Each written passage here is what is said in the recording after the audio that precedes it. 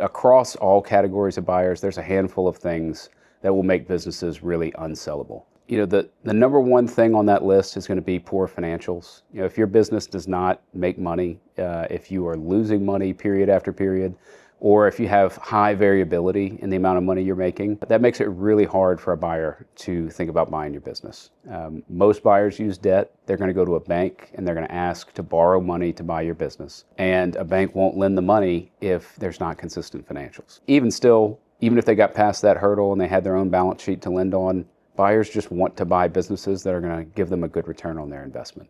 Second thing, we see it all the time, is owner dependence. If your business is built around you and what you're able to do, people can't buy that and keep it. And so you're looking to exit your business after closing, and a buyer is looking to buy your business and be able to grow it, and they can't do that if the business is built around you and what you're capable of doing for the business. And so if you're one of those owners that wears 100 hats, you got to figure out how to get that down to 2 or 3 hats by the time you get to the closing table. If your business is not scalable, it just makes it less attractive.